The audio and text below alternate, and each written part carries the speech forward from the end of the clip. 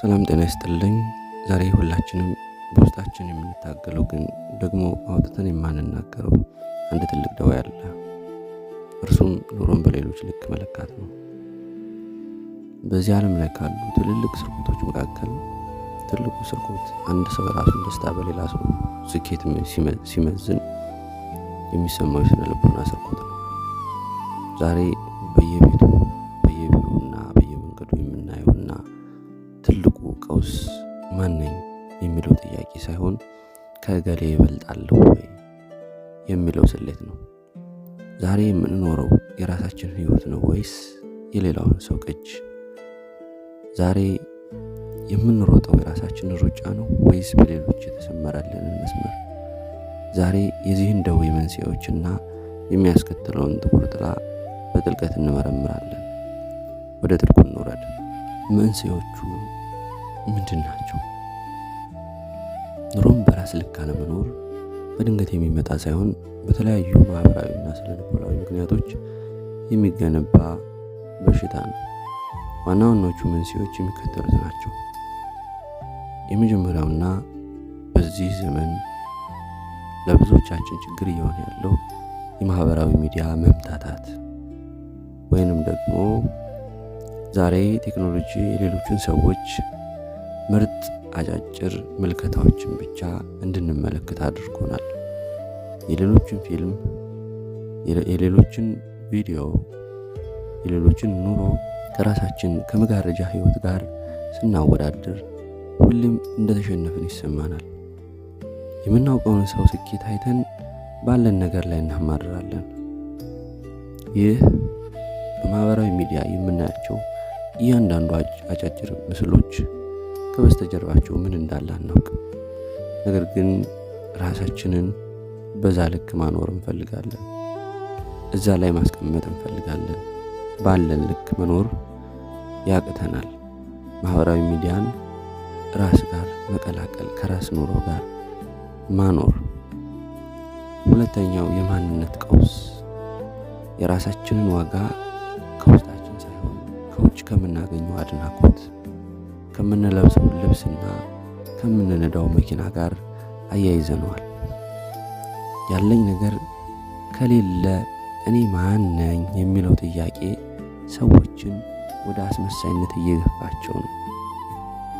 ማስመሰል፣ ያልሆንኩትን ለመሆን፣ የሌለኝን እንዳለኝ ለሌሎች ለማሳየት፣ አድናቆትን ለማግኘት በመምሰል ውስጥ ብዙ የማንነት ቀውስ አንዱ ይህ ትልቁ መንስኤ ነውና የሌለኝን ማስመሰል የማንነት ቀውስ ነው። ሶስተኛውና ዋነኛው ሐሳብ የማህበረሰብ ጫናና ሰው ምን ይለኛል። ይህ ነገር አብሮን ከጥንት ጀምሮ የመጣ ገዳይ አስተሳሰብ የራሳችንን እውነተኛ ፍላጎት እንድንቀብርና የሰውን ፍላጎት እንድንለብስ ያደርገናል።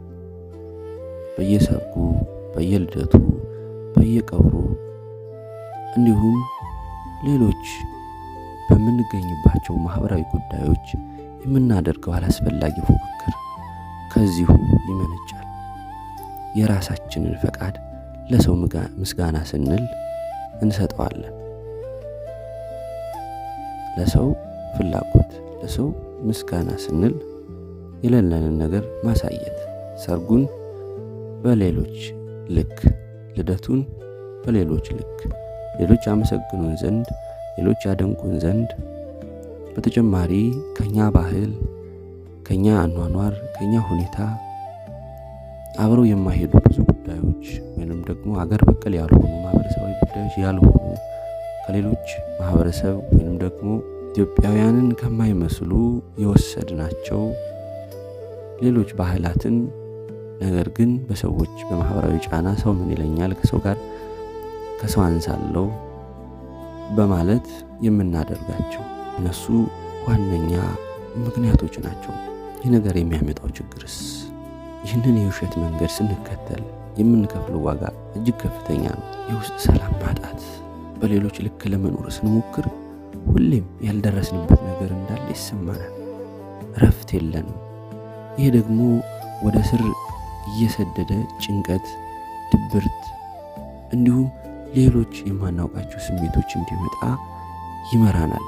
ሌላው ሲሳካለት ደስታ ሳይሆን ቅናት የሚሰማን ከሆነ ውስጣችን በደዌ እየተበላ መሆኑን ማወቅ አለብን። የውስጥ ሰላም አጥተናል። የገንዘብ ቀውስ፣ የሌለንን ገንዘብ የሌለንን ማንነት ለመግዛትና የማንወዳቸውን ሰዎች ለማስደመምና ለማስደንገጥ እነሱ ፊት ዋው ለመባል እናጠፋዋለን። ይህም ወደ ብድርና ወደማያልቅ የኑሮ ጣጣ ይከተናል። የማይመስለንን አለባበስ፣ የኛ የሌለንን ነገር ከአቅሜ በላይ ተንጠራርቼ ለሰዎች ለማሳየት፣ ለሰዎች ለማስደመም፣ ከነሱ ጋር ለመለካካት፣ ልኬታዬን ቀድጄ በእነሱ ልክ መስፋት ከባድ የገንዘብ ቀውስ ወይም ደግሞ የገንዘብ ኪሳራ፣ የማንወጣው የኑሮ ጣጣ ይከሰትብናል። እውነተኛ ማንነትን ማጣት ትልቁ ከባዱ ነገር ይህ ነው። ፈቃድ የምንለው ታላቅ ኃይል እንዳለ በባለፈው ቪዲዮአችን አበክረን አይተናል። በራሳችን ምርጫ መመራት ሲገባው እኛ ግን የሌሎችን ፈቃድ ጠባቂ እንሆናለን። የራሳችንን ነፃ ፈቃድ ለሌሎች ወንታ እንሸጣለን። በስተመጨረሻ ራሳችንን ስንፈልገው አናገኘውም። ምክንያቱም የሌሎች ሰዎች ጥላ ሆነን ቀርተናል። በሌሎች ሰዎች ጥላ ስር ተጠልለናል። የኛ የራሳችን ጥላ ጠፍቷል። ምክንያቱም የራሳችን ብርሃን ከኛ የለም። የምንኖረው የሰዎችን ብርሃን ነውና። እውነተኛ ማንነቱን ያጣ ሰው፣ ማንነቱን ያላወቀ ሰው፣ እንደ ራስ ፈቃድ የማይኖር ሰው በሕይወት ላይ ከባድ ጉዳት፣ ከባድ ኪሳራ ያጋጥመዋል። ስለዚህ እነዚህን ወሳኝ የሕይወታችን ንብረቶች ማክሰር የለብንም። ታዲያ መፍትሄው ምንድን ነው? መፍትሄው ቀላል ግን ደግሞ ትልቅ ቁርጠኝነት ይጠይቃል። ራስን ማወቅ። የኔ ደስታ ምንድን ነው? የኔ የኑሮ ልክ የት ጋር ነው ብሎ በየቀኑ መጠየቅ። ከሰው ጋር ሳይሆን ከትላንትናው ማንነታችን ጋር መወዳደር። እኔን ከኔ ጋር ማነጻጸር። እኔ ትናንት፣ እኔ ዛሬ። እኔን ከሌላ ሰው ጋር ማለካካት ሳይሆን እኔን በራሴ ልኬታ ከትናንት ዛሬ፣ ከዛሬ ነገ ራሴን ከራስ ጋር ማነጻጸርና ለውጥን ማየት። ራስን ማወቅ። እኔን መለካት። ፍላጎቴ፣ አስተሳሰቤ፣ ኑሮዬ፣ እውቀቴ፣ ችሎታዬ፣ ፍላጎቴ፣ ባህሪዬ። ራሴን ማወቅ። ራሴን በደንብ ካወቅኩ አመስጋኝ ሆናለሁ። ምስጋና ባለን ነገር ላይ ማተኮርና ያገኘነውን ነገር በትህትና ተቀብሎ መኖር። ምስጋና የሌለው ሰው የቱንም ያህል ሀብት ቢኖረው ሁሌም ድሃ ነው። እዚች ላይ አንድ ነገር ላስታውሳችሁ። ለምሳሌ በብርጭቆ ውስጥ ውሃ ብንጨምርና ውሃው የሞላውን ወይም የጎደለውን እይታችን ወሳኝነት አለው። ውሃው ውስጥ ያለውን መጠን የምናይ ይሄ ብርጭቆ ይህን ያክል ውሃ ይዟል ብለን የምናስብና የምናይ ከሆነ ባለን አመስጋኝ ነን።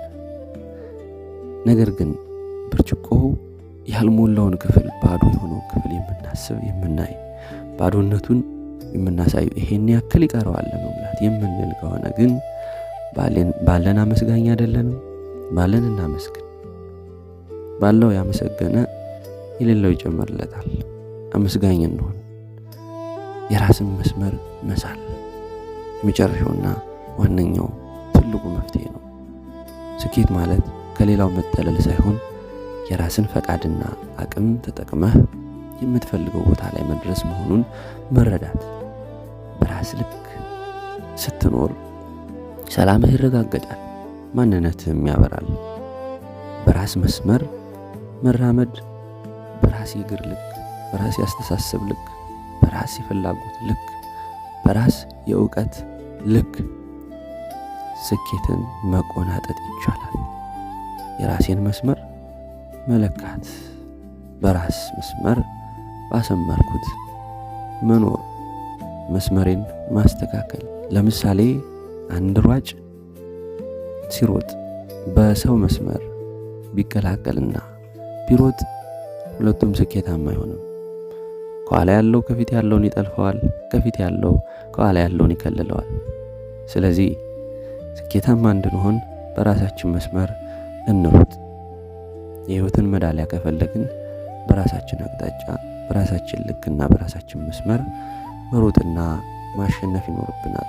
ድል የሁሉም ሰው የየራሱ መዳሊያ አለው እንጂ እኔ ከሌላ ሰው ጋር የምንጻጸረው አይደለም።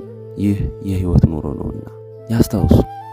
እርስዎ በዚህ ዓለም ላይ እንዲኖሩ የመኖር ፈቃድ ያገኙት የሌላ ሰው ቅጅ እንዲሆኑ ሳይሆን የራስዎ ምርጥ እትም እንዲሆኑ ነው። በራስዎ ልክ ይኖሩ፣ በራስዎ ልክ ይርኩ። በሌሎች ጥላ ስር መኖርን አቁመው የራስዎን ብርሃን ይልቀቁ፣ በራስዎ ጥላ ይንቀሳቀሱ።